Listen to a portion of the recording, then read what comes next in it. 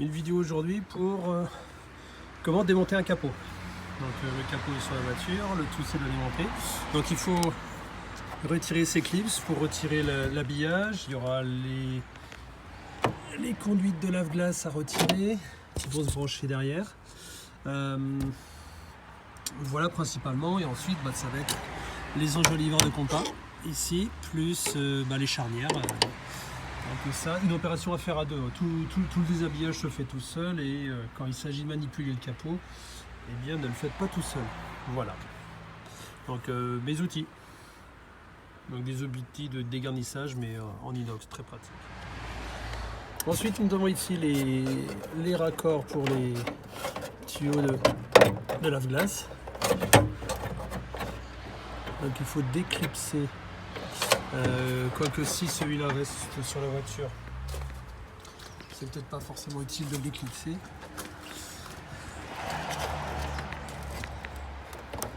Donc voilà, en tout cas il se tourne d'un quart de tour, voilà, cette partie métallique tourne et ça se déboîte, et ensuite il faut passer par là.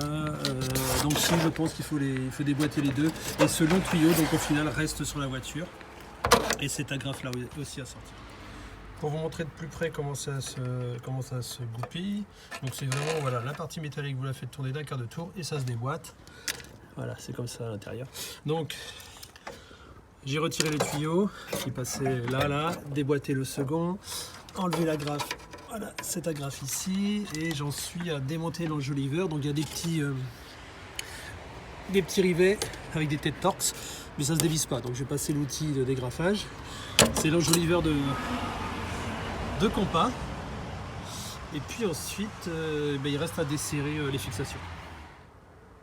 Alors voilà comment se présente le rivet de l'enjoliveur. Donc on passe un outil, une petite fourche, et on tire.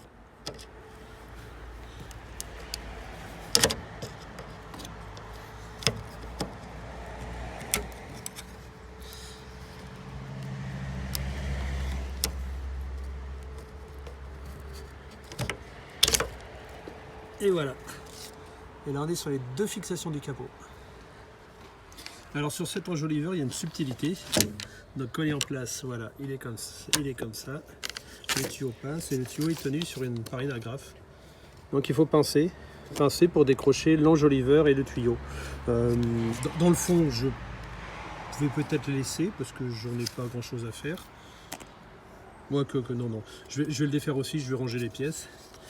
Et ensuite je m'attaque aux fixations, au compas, voilà, qui tient le capot. Et voilà le capot déposé.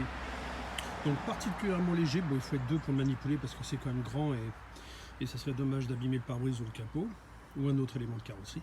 Extrêmement léger, facile à déposer, voilà, je vous ai montré tout ça. Et là je vous montre comment déposer une aile. Donc pour l'aile, il faut déposer cette pièce qui fixe le pare-choc. Ensuite il y a deux vis dessous. On remonte. On a 1, 2, 3 fixations sur le haut de l'aile, 2 fixations en bas. Donc là vous avez un cache en plastique qui vient un insonorisant. Donc 2 vis ici. Et subtilité, il y en a une autre derrière. Donc avec un outil de dégarnissage, on retire le triangle.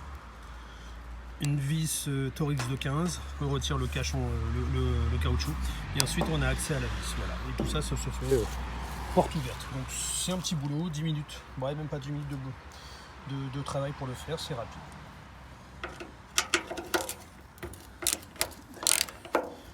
Donc là je défais celui qui maintient la pièce en plastique qui coince l'aile le pare-choc sur l'aile. Donc une pièce en PP armé, donc c'est résistant mais ça finit par casser. Alors ça se ressoude bien avec un fer à souder électrique. Ce que j'ai déjà fait, j'ai fait 2-3 petites réparations avec ça.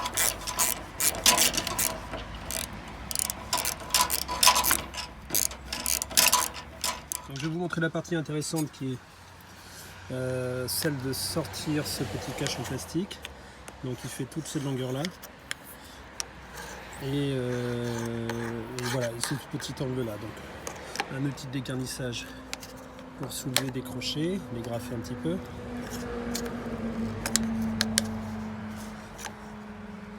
Alors faites pas de comme moi, mettez une protection ici, un bout de scotch, un petit carton, un plastique. Moi c'est une voiture qui ne reprendra pas la route, donc c'est pas si grave. C'est pas si grave s'il y a 2-3 petites rayures. Donc ça s'en va pas super facilement. Ça résiste un peu. Voilà. On y est. Et a priori, bah non, j'ai pas cassé de picot, donc c'est bien. Ensuite, bah, Torx de 15 que j'ai dans la poche. Si je retrouve les choses dans la poche.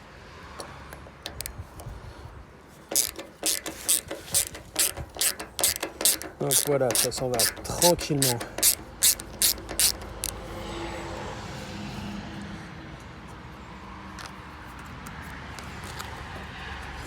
Et voilà, c'est parti. Donc, une vis de 10 derrière. Alors je remets la vis sur le petit triangle.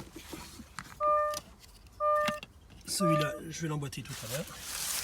Et puis maintenant, opération, bien dévisser complètement l'aile.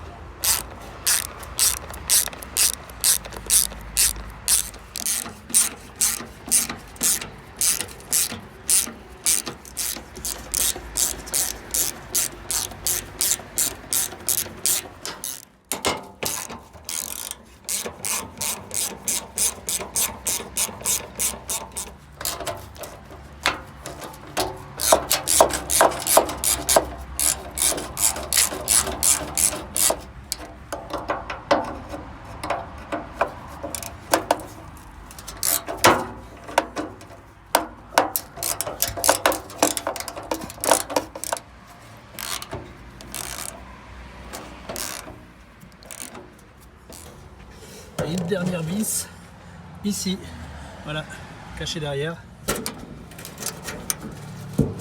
On la desserre un petit peu. Inutile de l'enlever entièrement. C'est comme un système de U. Ça permet de régler, de démonter facilement, de remonter facilement et de régler les jeux de carrosserie. Voilà.